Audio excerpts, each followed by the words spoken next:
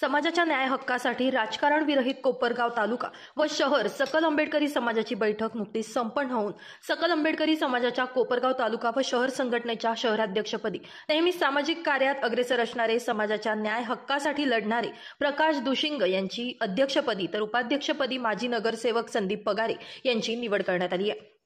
रविवारी 15 डिसेंबरला सामाजिक कार्यकर्ते ॲडव्होकेट भास्कर गंगामणे यांच्या अध्यक्षतेखाली कोपरगाव शहरातील भारतरत्न डॉक्टर बाबासाहेब आंबेडकर यांच्या पुतळ्याजवळ संपन्न झालेल्या बैठकीत सर्वप्रथम महामानव डॉक्टर बाबासाहेब आंबेडकरांच्या पुतळ्याला पुष्पहार अर्पण करत परभणी येथे शहीद झालेल्या भीम सैनिकाला आदरांजली अर्पण करत संजय कांबळे यांनी प्रस्तावित केलं।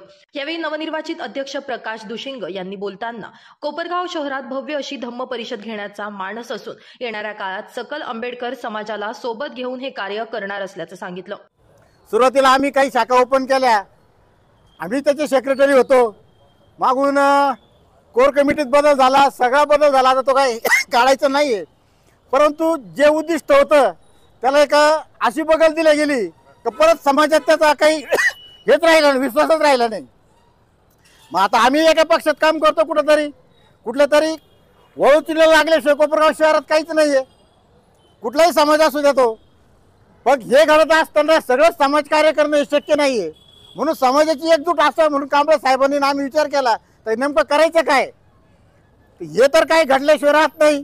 वारंवार फक्त रोडवर जायचं, आंदोलन करायचं, तहसीलला मोर्चे न्यायचे, अधिकाऱ्याला हातात धरायचं, तिथं थोडंसं रॅश बोलायचं। पत्रकार बंधू असतील, मीडियावाले त्यांचं काम व्यवस्थित करतात, त्याबद्दल आमचं काही दुमत नाही। आणि मग हे असं घडत असताना 4 लोखंडात तेवढं मोर्चापुरतं संगोपन झालं तर धम्माचा विचार जो आहे तो मागे राहून गेला त्याच्यामध्ये। आणि आमचं पहिलं उद्दिष्ट आहे की कोपरगाव शहरामध्ये एक आम्ही अशी भव्य दिव्य एक समाज धम्म परिषद भरवणार आहोत, हे पहिलं आमचं एक उद्दिष्ट आहे। आता आपले बरेचसे बांधव बौद्ध गायला गेलेले आहे, त्यांच्याकडून आपल्याला काही अनुकरण काही आपल्याला मिळणार आहे घेण्यासारखं, तेही आपण आत्मसात करणार आहोत। आणि आज सगळ्या समाजाने सगळ्या नेत्यांनी माझ्यावरती जबाबदारी टाकली, त्या जबाबदारीला मी 1 वर्षाकरता बांधील राहीन। कुठलाही पक्ष असू, कुठलाही नेता असू, कुठला असू, कारण मी पहिलं समाजाला प्राधान्य देतो आणि नंतर काय असेल त्या राजकीय पक्षाला प्राधान्य देईल। मी आज या समाजासमोर जाहीर करतो आणि आमचं तेच उद्दिष्ट आहे की यंग जनरेशन जे आहे त्यांना पुढे आणायचं आहे, व्यस्तपासून त्यांना अलिप्त करायचं आहे। हे समाजाचं आमचं सकल आंबेडकरी समाजाचं पहिलं उद्दिष्ट ते आहे। जे आमचं उद्दिष्ट आहे दुसरं धम्म परिषद गेलं, समाजामध्ये चळवळ घडून आणणं, खेड्यापाड्यात चळवळ घडून आणणं, जिथं अन्याय अत्याचार झाला असेल तिथं धावून जाणं, हे समाजाचं कर्तव्य जे आहे ते आम्ही पूर्ण कोर कमिटीच्या माध्यमातून पार करणार आहे। आता सगळे जे कोर कमिटी निर्णय घेईल तो सगळ्यांना मान्य राहील असं त्या कमिटीमध्ये ठरलेलं आहे। परंतु एक दिशा म्हणून हे पद मी स्वीकारतो असे मी तुम्हाला जाहीर करतो। आणि या कारणाने माझ्यावर तो विश्वास टाकला समाज बांधवांनी। हा, मग युवकाची सुद्धा आम्हाला एक संघटना आता याच्यामध्ये आता पुढे आहेच ते आपलं उद्दिष्ट। हा, युवक आघाडी सुद्धा याच्यामध्ये स्थापन करायची आहे। त्याच्यानंतर महिला आघाडी जरी झाली पुढं तर ती सुद्धा आपल्याला स्थापन करायची आहे, म्हणजे जेणेकरून त्यांचं विहारामध्ये जाणं येणं आणखी चळवळ जोरात वाढेल, व्यस्तपद अलिप्त राहतील थोडेसे, असं या संघटनेचं आमचं उद्दिष्ट आहे। आता दीपकराव कुठंतरी काम करीत असेल, मी कुठंतरी काम करीत असेल, याला कोणाला बंधन नाही। पण ज्यावेळेस आपण या व्यासपीठावर येणार आहोत त्यावेळेस आपलं राजकीय जोडे काय असेल ते बाजूला, इथं फक्त धम्माचं कार्य आणि बाबासाहेबांनी ते कार्य घडवायचं आहे ते कार्य घडणार आहे पुढं। याच्यानंतर ज्या कोणाला या कमिटीमध्ये विश्वासाने यायचं असेल त्याला बंधन नाही, त्याला राजकीय बंधन आमचं कुठंच नाही। तू कुठंही राहा, पण तुला जर धम्माचं कार्य करायचं असेल तर तू संघटनेत म्हणजे स्वच्छ मनाने येऊ शकतो। आम्ही स्वच्छ मनाने त्यांचा आदर करू, कुठल्याही पक्षाचा असू, कुठल्याही धर्माचा असू, कुठल्याही पंथाचा असू, आम्हाला फक्त त्यांनी धम्म कार्य करावं असं आमची कळकळीची विनंती आहे।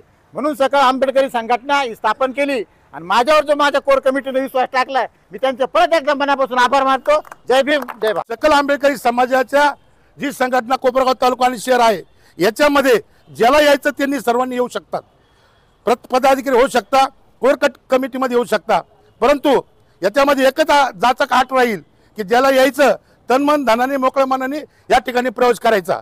तुम्ही कुठल्या पक्षाचे, कोणत्या संघटनेचे हा भाग बाजूला ठेवायचा, राजकारण हा भाग बाजूला ठेवायचा, राजकीय जोडे आपण संघटनेच्या बाहेर ठेवायचे। राजकारणामध्ये त्या ठिकाणी हा विषय घ्यायचा नाही। तुमचं राजकारण ज्यावेळेस येईल ज्याच्या स्टेजवर जनतेने राहावं, आमचं बंधन नाही।